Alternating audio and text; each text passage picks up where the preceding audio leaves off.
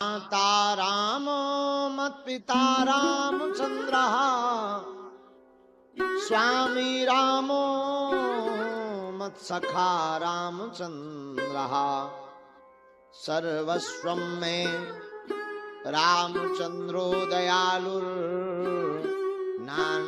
जाने नैव जाने न जाने। दक्षिणे लक्ष्मणो यस्य समाधि वाले बाबा की साधु बनना कठिन है जैसे पेड़ खजूर चढ़े तो चाखे प्रेम रस गिरे तो चकनाचूर। साधु जी बालाजी जोर से बोलो हरि बोल। श्री बागेश्वर बालाजी विराजमान हैं जो श्रोता हनुमान भी हैं और वक्ता हनुमान भी हैं। एक सज्जन ने कहा कि आपके धाम पर कार्यक्रम बहुत होते हैं। हमने कहा हम नहीं करवाते, बालाजी श्रोता हैं, उनको कथा बड़ी प्रिय है और हमारी जिम्मेदारी है कि जो हमारे आराध्य को प्रिय हो उसी प्रकार हमारे प्रियतम हमारे आराध्य और हमारे साध्य श्री बागेश्वर बालाजी और सन्यासी बाबा हैं। उनकी प्रसन्नता अगर कथाएं सुनने में है तो हर महीने 2 महीने में निश्चित रूप से हम आयोजन करके उनको कथा सुनवाएंगे। अगले महीने की सूचना ये है कि परम पूज्य जगत गुरु भगवान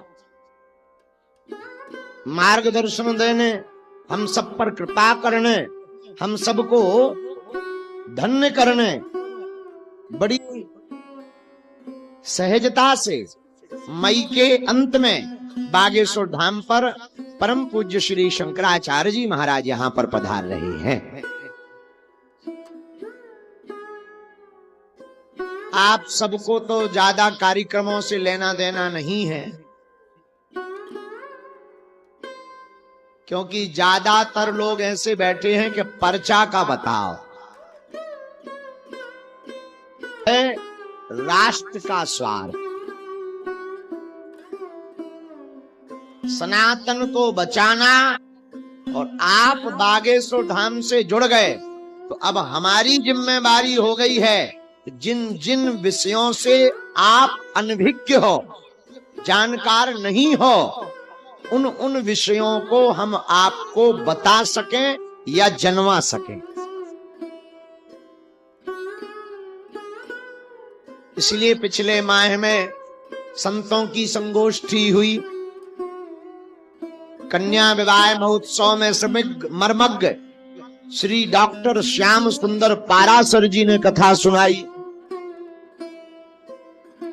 उसके और पहले पूज्य श्री मलूक पीठाधीश्वर जगत गुरु द्वाराचार्य पूज्य श्री राजेंद्र दास जी महाराज जी ने कथा सुनाई बागेश्वर धाम पर।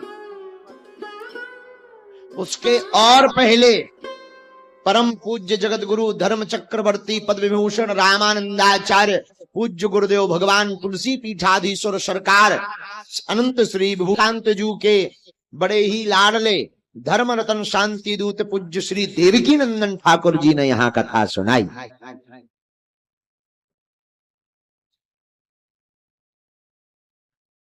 तो यह लंबा क्रम कथाओं का केवल और केवल इसलिए है कि आप सब जितने लोग जीवन भर के लिए बागेश्वर धाम से जुड़ गए तो एक ही साधे सब सधे, सब साधे सब जाए।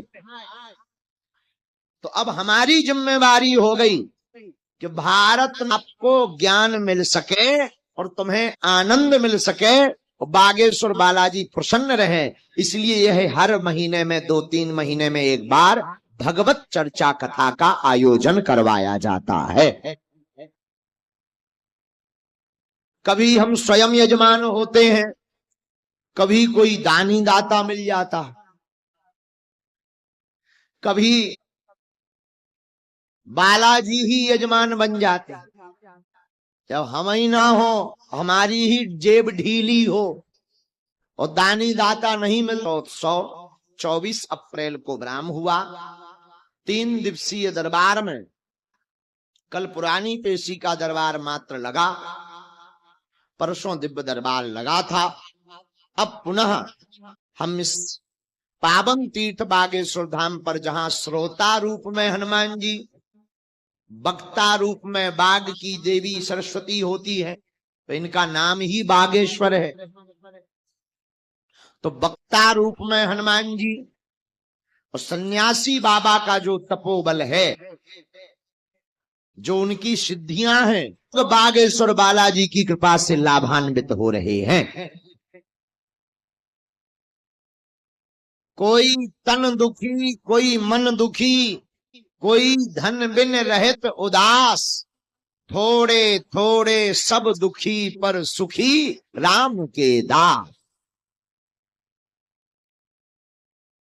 कोई किसी पीड़ा से बैठा यहां, कोई भूत पीड़ा से बैठा, कोई लुगाई की पीड़ा से बैठा, कोई पड़ोसी दुश्मनों की पीड़ा से बैठा, जी लगाते हैं, रोते हुए आते हैं और यहां से हंसते हुए जाते हैं। खाली हाथ है और झोली भर कर लेकर के जाते हैं। ऐसे बागेश्वर बालाजी, ऐसा ध्यान धाम, ऐसा जहां पर्चा की जरूरत नहीं है, हनुमान जी की चर्चा की जरूरत है। पर्चा बनना महत्वपूर्ण नहीं है, तुम्हारा हनुमान जी का हो जाना भी तुम्हें शाश्वत प्रेम प्राप्त हो, तुम्हें बालाजी की भक्ति प्राप्त हो, जिस भक्ति के बल पर हमारे दादा गुरुजी ने उनके दर्शन पाए। तुम्हें दर्शन ना भी मिले पर तुम्हारी पीड़ा कम हो जाए। और बालाजी की अनुकंपा आज तक का इतिहास, हम ये किसी को नीचा दिखाने के लिए नहीं कह रहे, पर कह रहे हैं।